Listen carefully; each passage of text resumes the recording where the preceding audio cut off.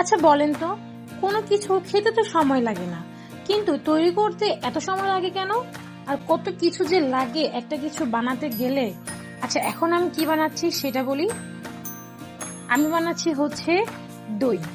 তো এই যে এখানে 1 কেজি দুধের 1 কেজি দুধ না, সরি, 1 কেজি দুধকে জাল দিয়ে আমি আধা 1 কেজি করে নিচ্ছি। আধা 1 কেজির মতো দুধ এখানে আছে, জাল দেওয়ার পর কমে গেছে। তো এটা হচ্ছে দই বীজ, মানে দই আর কি, কেনা দই।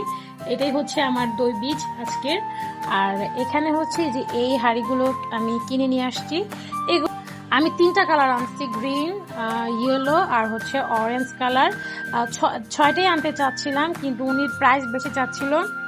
পরে সিঙ্গেল পিস হিসেবে 130 টাকা করে পড়েছে। তো 3টা 390 টাকা নিচ্ছে। তো কারা কারা এগুলো নিচ্ছেন, প্রাইস কত পড়ছে আমাকে একটু জানান, বা আমারটা কি বেশি পড়ছে কিনা, বা ঠিক আছে একটু জানাবেন তো আমাকে কমেন্ট করে। হ্যাঁ, নেক্সটে আমি আরো 3টা নিয়ে আসবো। এগুলো আসলে অনেক কাজের, মানে একটু দিয়ে দই বানানো যায়, তারপর হচ্ছে আপনি কোনো কিছু চাইলে সার্ভ করতে পারবেন, ভর্তা টর্তা, বা ছোট ছোট, মানে একজনের জন্য তরকারিও কিন্তু বাড়া যাবে এগুলোর মধ্যে। আমার কাছে ভালোই লাগে এগুলো, তাই আমি এগুলো 3টা নিয়ে আসলাম। এই তো দই নিলাম এখানে। তারপর হচ্ছে এই দইটা পুরোটা আমি এভাবে ছড়িয়ে দিব। এভাবে পুরোটাতে আমি সুন্দর করে ছড়িয়ে দিব। দেন হচ্ছে এটার মধ্যে আমি কুসুম গরম দুধটা দিয়ে দিব। দিয়ে একটা ওয়ার্মের, মানে গরম জায়গায়, যে জায়গাটার মধ্যে বাতাস মানে থাকে না, একটু গরম গরম থাকে, ওই জায়গাটার মধ্যে আমি এগুলো সম্পূর্ণ এই যেরকম ফয়েল পেপার কেটে নিচ্ছি, ফয়েল পেপার দিয়ে এভাবে সুন্দর করে আমি বসিয়ে দিব। তারপর কিন্তু অবশ্যই আপনাদেরকে ছবি দিব। আমি যতবারই দই বানাইছি আলহামদুলিল্লাহ, দই কিন্তু সুন্দর জমেছে। তারপর আসলে একটু ভয় ভয় লাগে।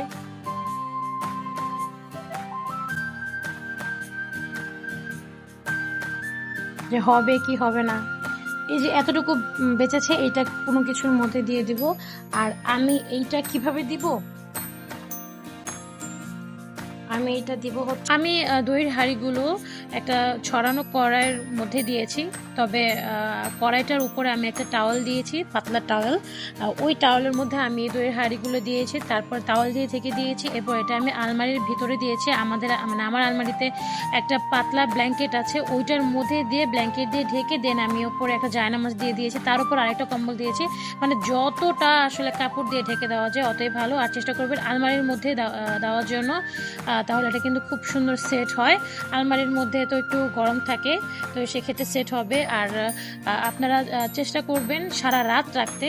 আমি কিন্তু বিকেলে দিয়েছি, তারপরের দিন দুপুরবেলা আমি এটা বের করেছি, সারা রাত এটা ছিল। তো দেখেন আমার দইটা কি সুন্দর সেট হয়ে গেছে। আর খেতেও কিন্তু খুব মানে ভালো লেগেছে, কারণ এটা ঘরে তৈরি করা একদম অথেন্টিক দই। এটা আপনি এরপর 4-5 ঘন্টার জন্য ফ্রিজে রেখে দিলে এটা আরও সেট হয়ে যাবে। আর ঘরে তৈরি করলে কি হয়, একদম ফ্রেশ দুধ কিনে কিন্তু সাথে সাথে দই বানানো যায়। দোকানে কবে না কবে বানিয়ে রাখে সেটা তারা আমরা জানি না। তো একটু হ্যাসেল হয়, মানে দই জাল দিয়ে এটাকে বসানো, এরপর আলমারির মধ্যে দেওয়া। তারপরও ঘরে তৈরি করলে তো আসলে মজাই হয়, তাই না? তো এভাবে তৈরি করে